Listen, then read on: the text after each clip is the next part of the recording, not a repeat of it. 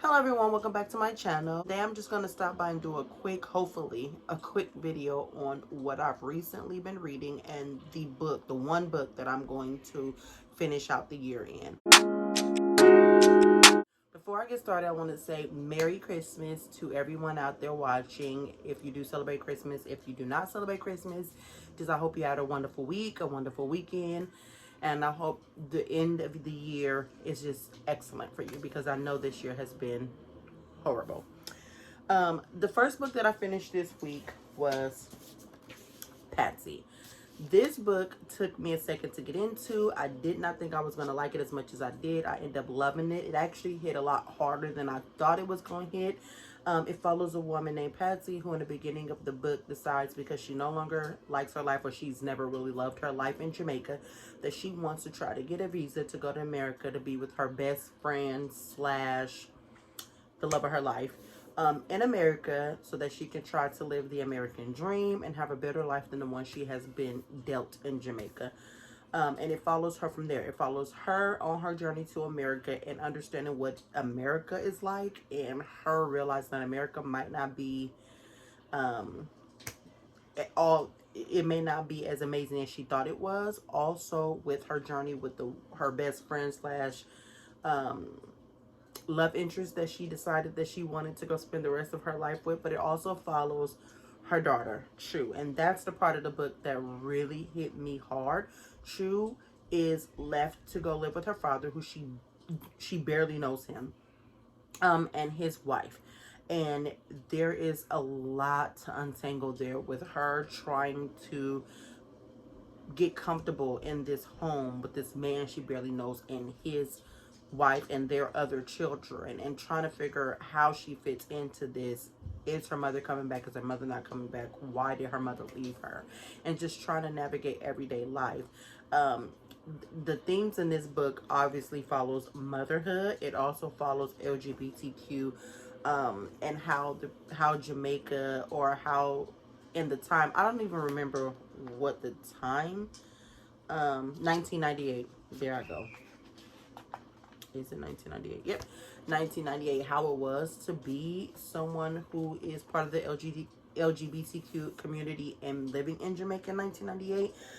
But it also follows, it talks a lot about immigration as well, and how the things Patsy goes through, a lot of sad and hard things trying to make a life in America as someone who is an immigrant with no not having a social security number or things like that, the type of job she's forced to have to take to make ends meet, and what that means. Because a lot of times when people move to other countries, their whole point is to make enough money to send back home. But what happens when you go to this other country and you barely make enough to feed yourself, let alone be able to send money back to your child? So the book is really, really good. I did end up tabbing quite a bit. I really honestly want to reread this and tab more of Trues, but I read this physically and listen to audio. Like when I was at work, I would listen to the audiobook, so I couldn't really tab when I was listening, but I tabbed when I was physically reading, and I read every morning and every night. Because once I got to, I think I said this in my last video, someone said that once you get past the 100 mark, it gets really, really good. And I'm gonna say it was about the 125 mark for me, but they weren't lying. Like the book got so good after about 125 pages, and it makes the whole book good. Like you needed all the setup for the first 125 to understand or feel what was going on at the end of the book. But it was so good. I absolutely love this, and I really want to read it again physically all the way through so I can annotate even more. The next book I picked up was on a whim. It just, HBO had a special where they were going to play all the Hobbit movies. They still have it on right now. I picked this book up because I was going to do a readathon, a read along with, I can't remember what channel it was, but it was a channel here on BookTube, and they were doing a read along of all Tolkien's books. And I picked up the Hobbit, and it was too hard for me to get through. Like, I don't know, I just guess I wasn't in the right headspace at the time because I couldn't get past chapter 3. And so I never picked it up. But I'm a firm believer in reading the books before I watch the movies, and I really wanted to watch those movies this weekend. So I picked up The Hobbit, and over 2 days, I put on the audio. And I'm actually glad I did. The beginning was a little hard to get into, but the narrator, Andy Serkis is the narrator on the edition that I listened to on Scribd. and he was awesome. Golem sounded so real when they did all like the songs and the poems and the like the poems throughout the book. It sounded like real music. Like, it was really, really good. I think I liked it more once I put it on audio form and not physically read. And if you don't know what this follows, it follows Bilbo Baggins, who is the uncle of Frodo from Lord of the Rings, and he is visited by Gandalf, a wizard, and 13 dwarves, and they invite him on a quest to go try to steal treasure back from a fire-breathing dragon called Smaug the Magnificent. And Bilbo Baggins is not a fighter or a warrior or anybody adventurous at all, but he decides to go on this quest and finds a lot more about himself than he originally thought. I really, really enjoyed it. I don't think I would have liked it as much as I physically read it, but the audiobook made me enjoy it. And I do really love the movies though. I'm halfway through the second movie now. The movies are amazing, and I do plan on rewatching Lord of the Rings when I'm done with watching The Hobbit. Lastly, I don't have a physical copy, but I'm going to be reading Fool's Fate, which is the final book in the Realm of the Elderling, the third book in the Fit to the Full trilogy, the 16th book in the Realm of the Elderlings. And I had a goal to finish the series this year, and I was on track to finish it by like July maybe, but I don't know. I didn't want it to end. I didn't want to let these books go. But I'm determined to not enter 2021 when not finishing my favorite series of all time. If you don't know, Robin Hobb created this world where she has multiple books set in the same world, but every other book follows Fitz and the Fool's character.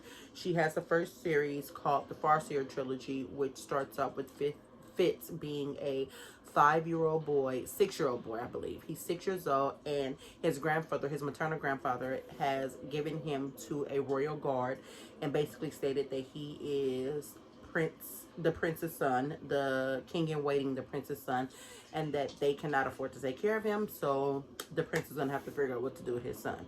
The royal guard takes him back to Buckkeep Castle, but before he can get there, he learns that his father, Prince Chivalry, has decided to abdicate his right to the throne and move away, go live on a farm somewhere.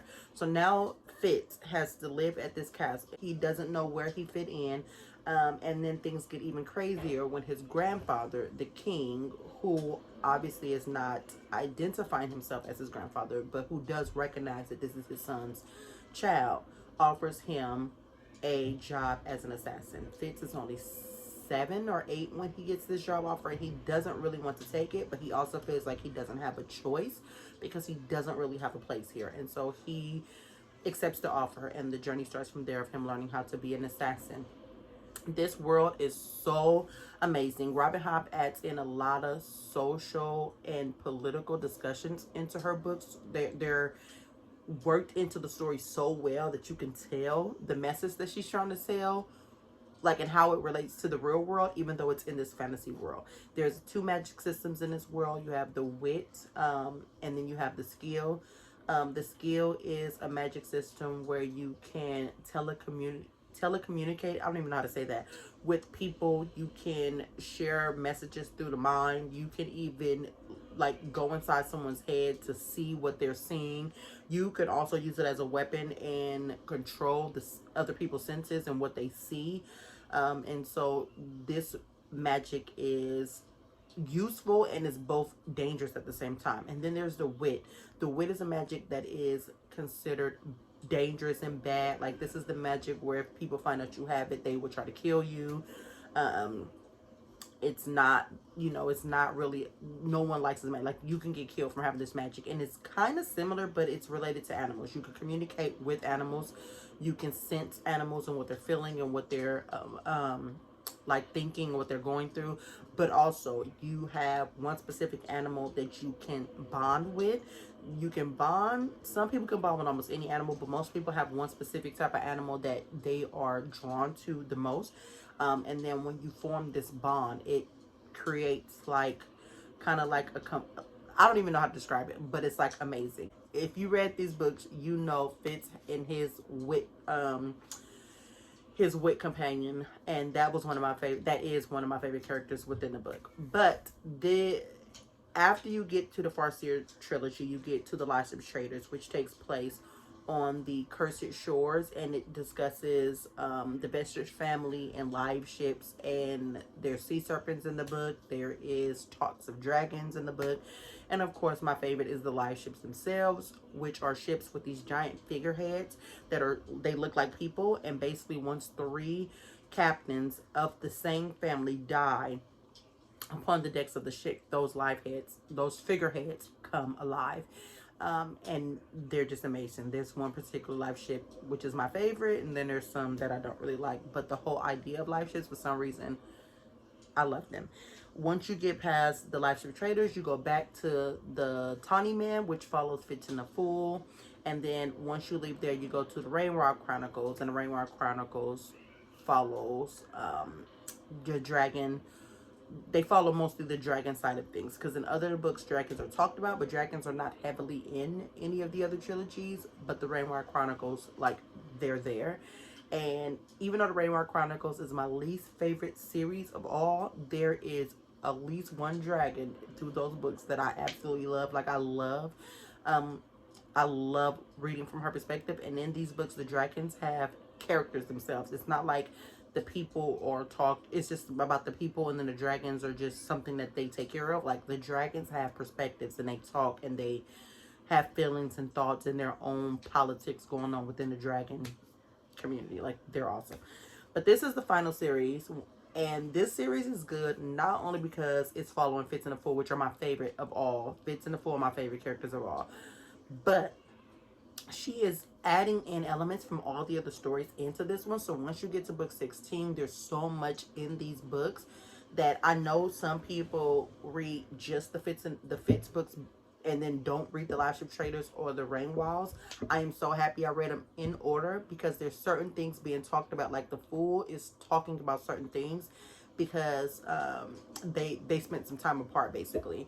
And as he's talking to Fitz about certain things, it's crazy, because I can pinpoint exactly where he's getting that from, or what part of the world that comes from. And if you didn't read the Rain Wilds or the Live Ship Traders, there's certain things in his story or in his recollection of his past that you might miss because you did not read those books.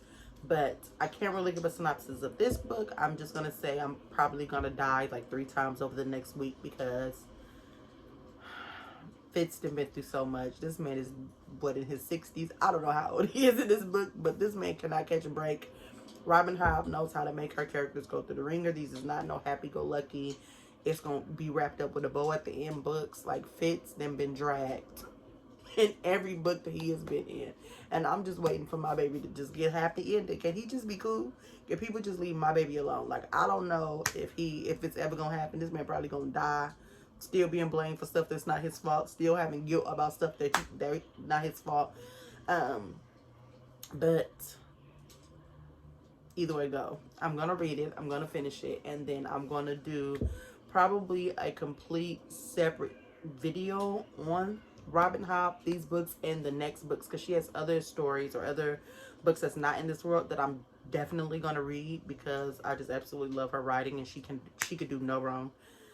But I know once I pick up Fool's Fate, I'm not gonna have attention span to read anything else, and so I want to end and I want to end December with a bang. So the final week in 2020 is going to be reading the final book in the Realm of the Elderlings, Fool's Fate by Robin Hobb. Well, that's all I have for you today. I hope you like this video. If you do like this content, please don't forget to like and subscribe. I do plan on, I know my channel is fairly new and I only have a couple of videos up, but I still want to do my favorite books, my top 10 books of 2020.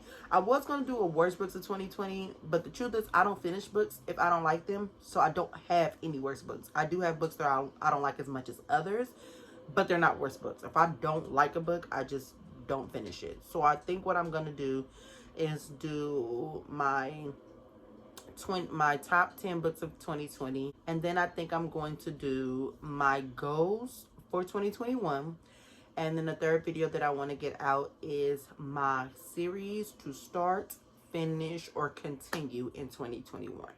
Thank you for sticking with me in this video. Please leave me a comment down below with what you plan on reading for the last week of December. Also, if you have any reading recommendations for me, please leave them down below. I would love to add them to my wish list. and hopefully I will read them in 2021. Have a wonderful day, and hopefully I'll see you one more time before 2021.